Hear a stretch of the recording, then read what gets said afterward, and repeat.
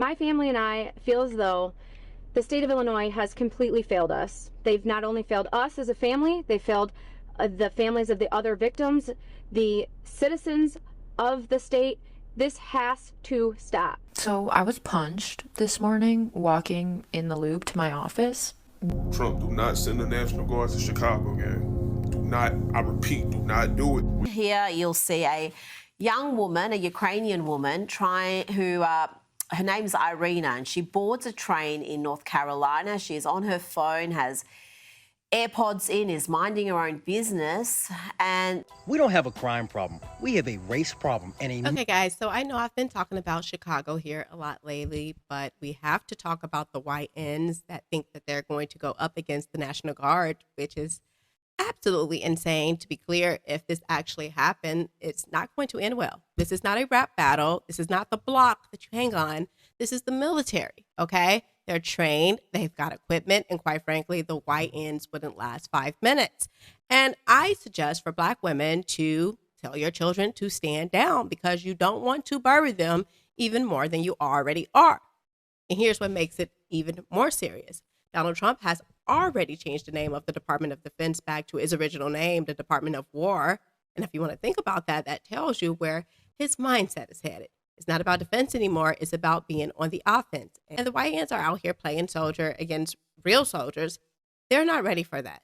Now let's look at this. Donald Trump posted this meme, and it basically says, "Apocalypse now." And it says, "I love the smell of deportations in the morning." I'm sorry. This is hilarious. And at the same time, it's deadly serious because he's making it clear this isn't about defense anymore. It's about offense. It's about cleaning house. And while the YNs are out here thinking that they're ready for war, Trump is literally telling you this is war. Not to mention, have you guys heard of Black fatigue? People are so sick of dysfunction. They're sick of excuses. They're sick of watching the same crimes play out with no accountability. And that's exactly where a lot of this chaos in these major cities is coming from. People who should be checked, disciplined, and held accountable. But instead, they're roaming free like it is a summer camp. Can we call it what it is? It is disgusting. I've got to say something about these women downtown who keeps getting assaulted by, you guessed it, Black men. It's the same cycle over and over again. Everybody's too scared to point out the obvious. Innocent women are being hunted down in broad daylight by career criminals who should never be on the streets in the first place. And I also have a couple thoughts about the refugee from Ukraine, the woman who was recently stabbed and killed on the train by a Black man. We have to talk about this because when you step back and look at it, you're starting to see a disturbing pattern of who's being attacked and who's being protected by this system. Spoiler alert, it is not the victims, not the white women that are being attacked. These aren't first-timers' mistake either. These are career criminals, George Floyd type figures who should have been locked up a long time ago, but instead they're back on the streets again and again, ready to hurt more people. And the system acts shocked every time, like they didn't just unlock the door for them to come out. Amazing. So this isn't just about wannabe thugs and criminals thinking that they can fight soldiers. This is about a bigger pattern. Politicians letting criminals out, ignoring the victims, and setting up chaos so they can swoop in with solutions that give them even more control. And we need to be asking why, out of all people, white women are the ones being left wide open for this violence. Welcome back to the channel, guys. I am Carmen JC. If you're new here, make sure you hit the like or the subscribe button. Or if you want to support the channel, hit the super thanks or the buy me a coffee link below. Let's go ahead and get into it. You know what I find funny? These politicians like Brandon Johnson get up here telling people to defend our city and to stand strong against Trump. And then a week later, you've got YNs on camera saying the exact same thing, that they're not going to let Trump in, that they're going to defend Chicago. Do you understand how dysfunctional that is? The politicians are basically setting the stage for the same chaos these YNs run with. I want you guys to take a look at this video of Brandon Johnson saying exactly that, and then we're going to talk about how it spirals right back into the YNs talking about defending the city. Go ahead and take a listen. Are you prepared to defend this land that was built by slaves, a land that was built by indigenous people, a land that is built by workers? Are you prepared to defend this land? The people united will always prevail. I need you all to stand firm, to stand strong. If this president decides to continue to break this Constitution. Now, everybody is all up in panic mode about Donald Trump sending over the National Guard. And really, this is just going to protect criminals. The YNs are the reason this is even on the table. They're the ones that's committing the most crimes, tearing the city apart. And now they want to set up and act like they're going to be the ones protecting the city. When I tell you that this is diabolical, I am not kidding.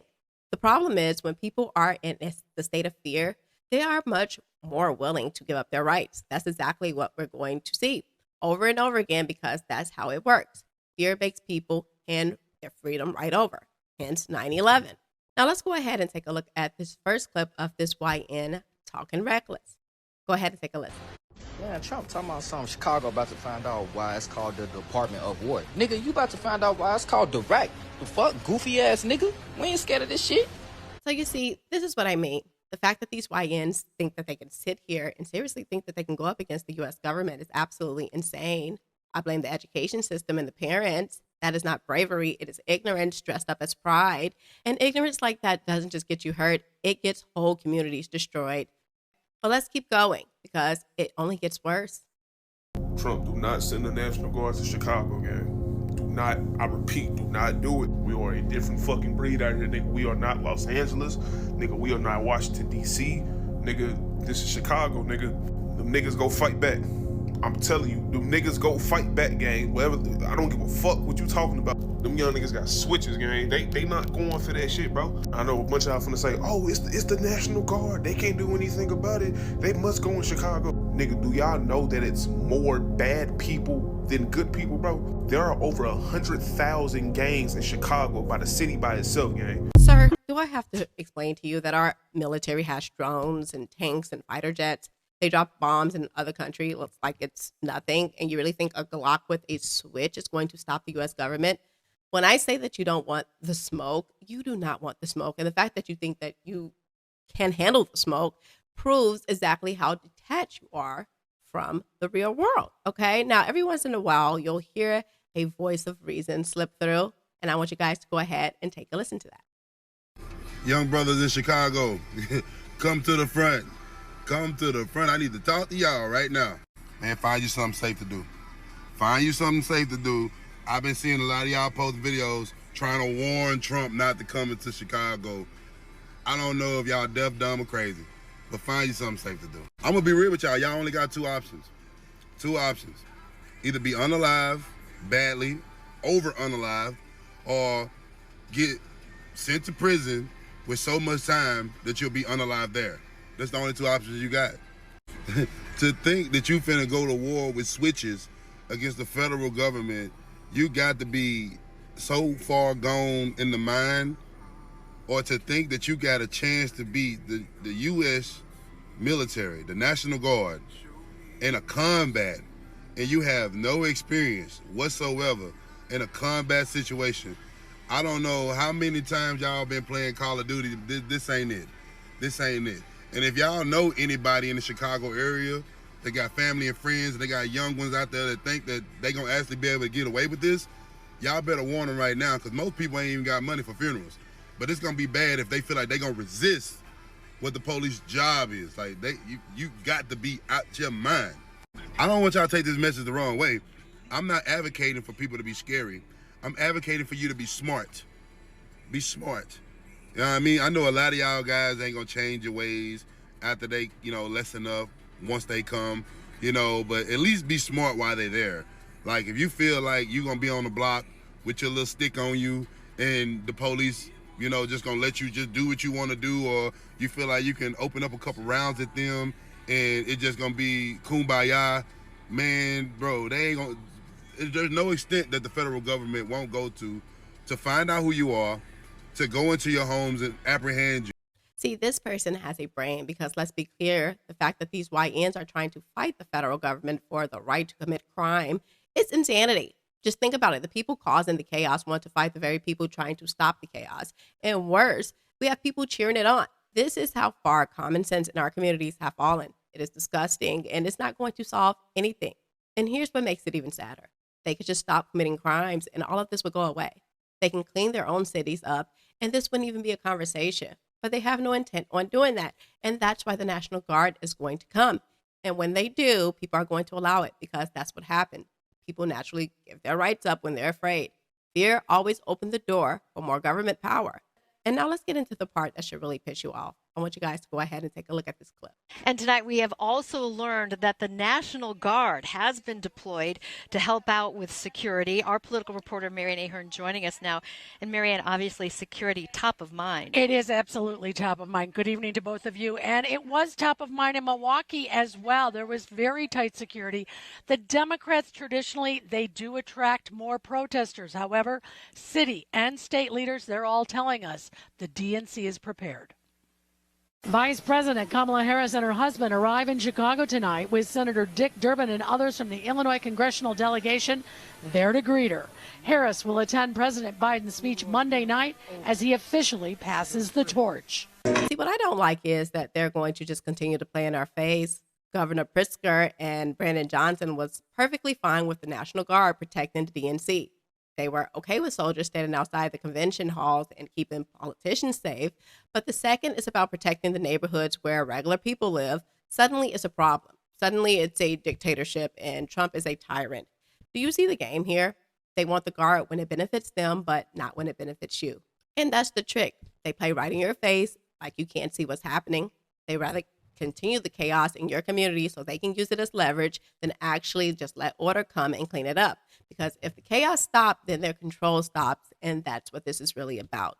And honestly, I have a solution. Since these YNs love switches and they love guns so much, send them to the front of the line. If you're so eager to play soldier, go fight for your country instead of destroying it. At least then, your obsession with violence might actually serve a real purpose. And while these wannabe YN soldiers are fantasizing about fighting the U.S. military, innocent women are the ones actually being attacked. Right here, right now, on the streets. What I'm noticing and what needs to be said is the rise of attacks on white women by Black men. And it's not isolated. These are multiple offenders, guys with rap sheets, back on the streets. And somehow we're supposed to act like this isn't happening. According to Brandon Johnson and Governor Pritzker, everything is fine. But it's not fine. It is disgusting. Here's one example. A white woman punched in broad daylight downtown Chicago. No provocation, just walking, minding her business. Let's go ahead and take a look at the news coverage on this. A large number, 13 mugshots of Livingston going back to 2012. A large number of those arrests for aggravated assault and battery of both women and police officers, something Miles found out after the fact. Like, what is enough? You know, what does someone have to do where they're going to be held accountable? According to online records, Livingston's history of random acts of violence against women goes back 8 years. In 2017, he was accused of randomly attacking 2 women months apart. Both cases were dropped. In 2022, Livingston was sentenced to 5 years in prison after prosecutors said he punched and attempted to rob 4 women within 20 minutes in the Loop. And yet, just 14 months later, in 2023, while on parole, Livingston was arrested for hitting a woman in the face on North Michigan Avenue. And in 2024, he was sentenced to 100 days in prison after punching a 15-year-old girl, also on North Michigan Avenue. Now, you would think an attack like this would blow up nonstop headlines, full outrage, but it didn't. And don't take my word for it. Just listen to her niece call this out. Go ahead and take a listen. I would like to discuss something that my family has been dealing with for the last 2 weeks. My stepmother, Kathleen Miles, was brutally attacked downtown Chicago in the Loop at 5:15 approximately p.m. On August 19th. Our worlds changed. She was walking along the side of a colleague, like she's done for the past 20 years that she's worked downtown. And unfortunately, she was brutally attacked by a man named William Livingston. He has done this several times, including a 15-year-old female. He has done little to no jail time. And it's countless charges, and this man just continues to be let out. So as she was walking alongside her colleague was shoved out of the way. She was punched brutally to the face, knocking her to the ground. Her head hit the cement. She was bleeding out on the cement. He stood over her and watched her until he was arrested. People surrounding her were afraid to approach due to what he might do to them, which is completely understandable. Finally, once he was detained, there was a gentleman who came and wrapped his shirt around her head and stayed with her until she received care. That gentleman happens to be a Democratic senator for Illinois, and we are just now receiving media attention on this. She has a broken skull, a fractured orbital bone, her face is shattered, and we are emotionally drained. My family and I feel as though the state of Illinois has completely failed us. They've not only failed us as a family, they failed the families of the other victims, the citizens of the state. This has to stop. It doesn't matter until it happens to you. You can have any political standpoint that you would like. No one deserves this treatment. She's being swept aside. We are just now getting media attention. Now, this should tell you everything. Innocent white women are being attacked, and when it doesn't fit the narrative, the media downplays it, and the officials stay silent. If the roles were reversed, this would dominate national news because the victims is white women and the attackers are black men. Suddenly, it is brushed to the side. This is selective outrage, and quite frankly, we should be worried, especially if we're going to say that white supremacy is running rampant in this country. And just so you don't think that this is a one-time thing, another woman was attacked in Chicago's Loop. This actually happened after the first one. Let's go ahead and take a listen to that.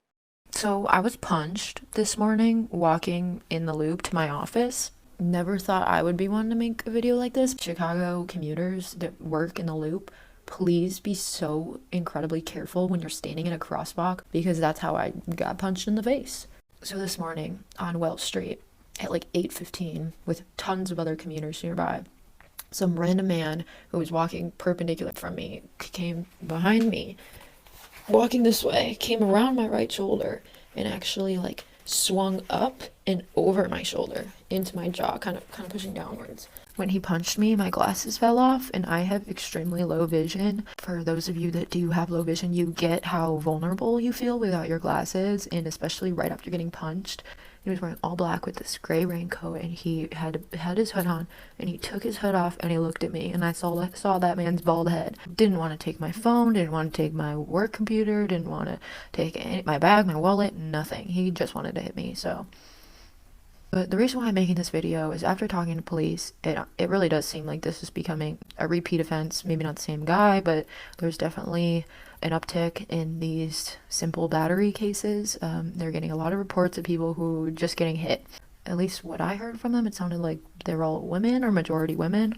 When you're walking, when you're in motion, like nobody's gonna come up and hit you.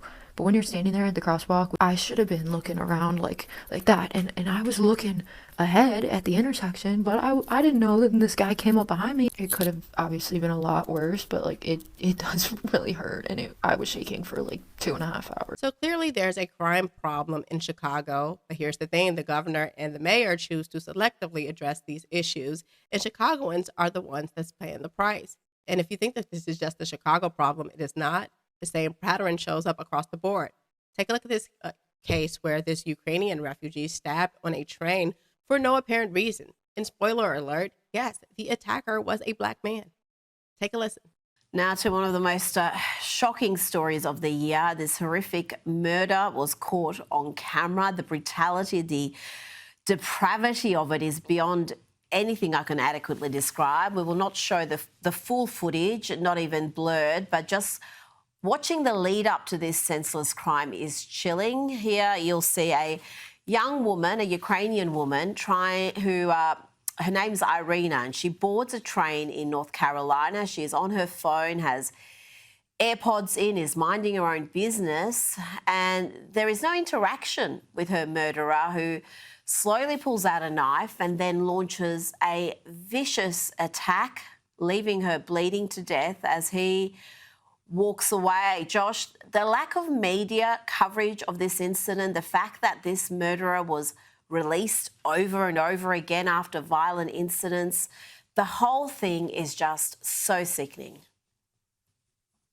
Rita, I hate to say it, but I mean, the video speaks for itself. This is a black person who is murdering a blonde woman here, and that is not the kind of story here in American media that the media is typically going to cover very quickly. I'm sorry to just be so blunt and to say it like it is, but that is just the tragic reality. I guarantee you that if the roles were reversed here, and if this was a white person who was stabbing a young black girl to death there, that the media would be all over this. They would literally never let this story go. And of course, again, the attacker had multiple mugshots, a violent crime history, and was repeatedly released back into society over and over again.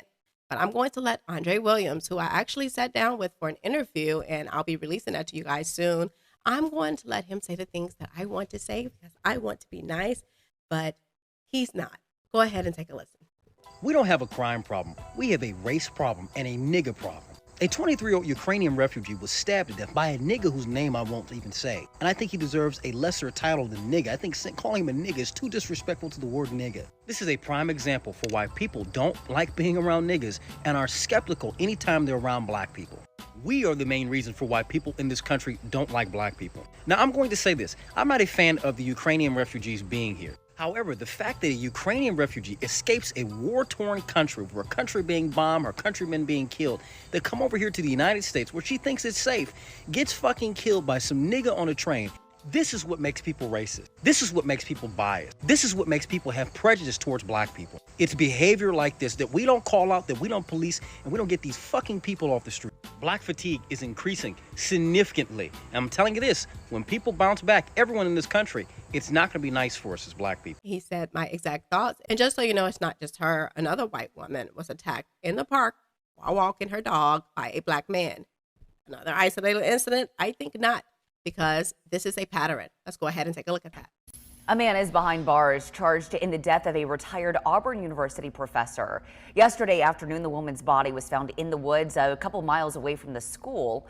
The Lee County Coroner's Office says her name is Dr. Julie Gard-Schnoll. She retired as a professor in the university's Department of Clinical Sciences in 2021.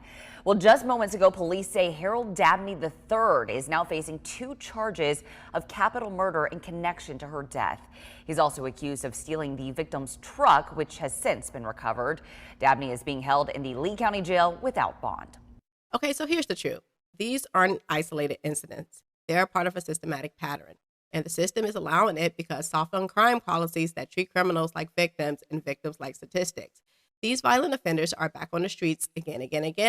Okay, and innocent people are the ones that's paying with their lives. Meanwhile, George Floyd gets treated like a martyr. Statues, murals, say his name chants, even though he had a career as a criminal. But these women, they're forgotten, they're ignored, they're brushed to the side. And that raises the bigger question that no one wants to ask. Why is it that so many of these crimes are being committed by black men? And why does nobody in leadership wants to ask the question out loud?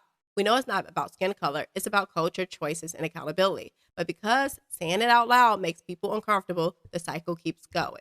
That is not an exaggeration. That is not a conspiracy. That is the reality. And until we face it and until we demand accountability, it's only going to get worse. So why am I telling you about all this? Because the politicians want you confused and the criminals want you scared and the media wants you to be quiet. And somehow all three are working together.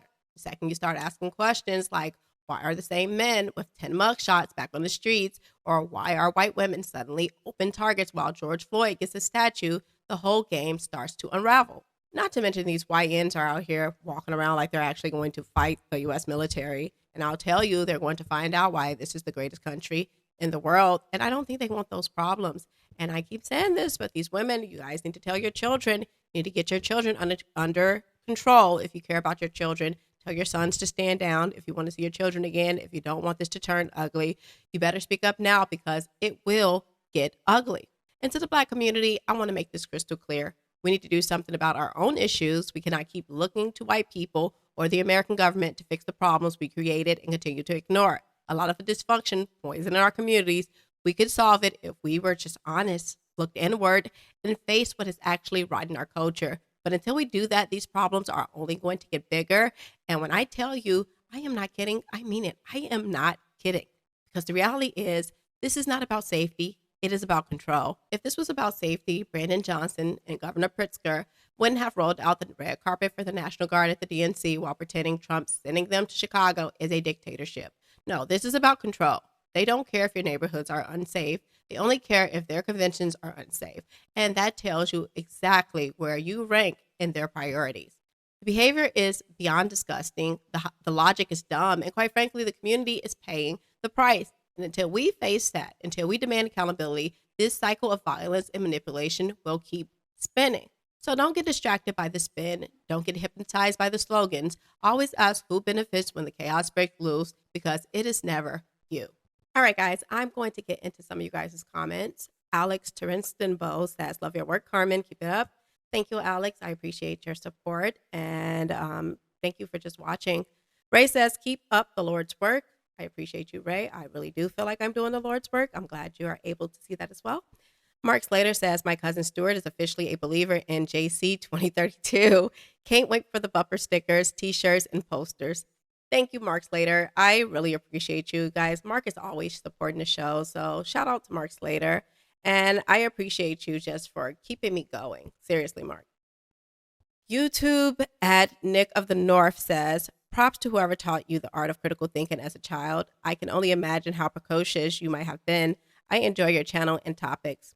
Well, thank you, Nick of the North. I really appreciate you. And I actually had to learn a lot about critical thinking myself. I'm not going to say I didn't get a good foundation, but I learned a lot about critical thinking. And I think emotional intelligence is actually another one that a lot of people tend to miss. So if you don't know a lot about emotional intelligence, I suggest you look it up, because it will save your life and change your perspective on almost everything. All righty. Quindy Eskimo says, thank you. Thank you, Quindy Eskimo, for always supporting the channel. Kevin Davis says, thanks for all your hard work. Continue speaking the truth that needs to be told. I really appreciate you, Kevin Davis, and I appreciate your donation and just all of your support. And thank you for watching, guys. Your likes, your subscribes, all of that helps me grow, and it just helps me to stay motivated and to keep going, essentially. Jacob Walker says, thanks. Thank you, Jacob Walker. And Rabbit says, Carmen, you should dress up like Mark Dice. If you can find a translucent white makeup, that dude needs to be outside at least one time. I wish I can pull off Mark Dice. I doubt I can, but I probably can get his personality down, because he's like, Mark is funny. Let's just say that. But I really appreciate you guys. Thank you guys for all of your support and just watching, liking, subscribing, supporting the channel, because you guys make this all possible. So thank you, and shout out to Mark Dice. I am Carmen JC. Thank you guys for supporting the channel. If you enjoyed this video, make sure you hit the like or the subscribe button. And if you want to support the channel, hit the super thanks or the buy me a coffee link below. I love you guys so much, and I will see you guys next time. Conscious culture, we awaken and we learn. Fire in our spirits, watch the system as it burns. Question every lesson, let the real truth return. We break the mold, and now it's our turn.